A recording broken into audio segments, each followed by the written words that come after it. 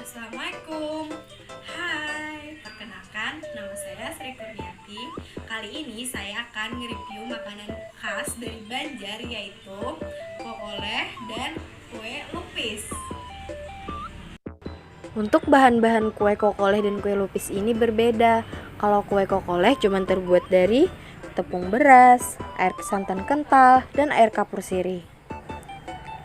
Kalau kue lupis terbuat dari beras ketan, air pandan, tepung kanji sedikit, air kapur sirih, dan sedikit garam. Nah, kalau untuk air gulanya sama-sama menggunakan gula merah yang direbus dengan air, ditambahkan garam sedikit. Kalau untuk kue lupis juga ditambahkan kelapa parut. Nah, kalian penasaran kan bagaimana rasanya? Yuk kita cobain kue kokoleh dan lupis. Pertama, aku mau nyobain kue kokoleh dulu nih guys.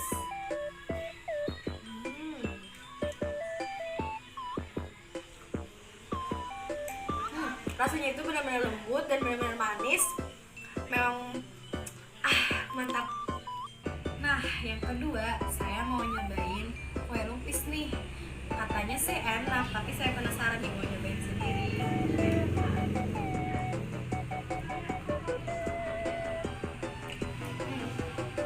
Rasanya memang benar-benar enak. Manisnya juga nggak terlalu kemanisan, juga nggak terlalu hambar. Di kuahnya juga ada parutan kelapa. Rasanya itu memang hampir sama sih gulanya sama yang kue kokoleh tadi, tapi ini karena ada bedanya di parutan kelapanya. Ini benar-benar juga rasanya mantap. Nah, saya sudah cobain kedua kue ini dan rasanya memang benar-benar enak. Keduanya mempunyai ciri khas rasa masing-masing. Dan sekian video dari saya. Tungguin lagi ya video selanjutnya. Nanti saya akan nge-review makanan-makanan khas dari Banjar.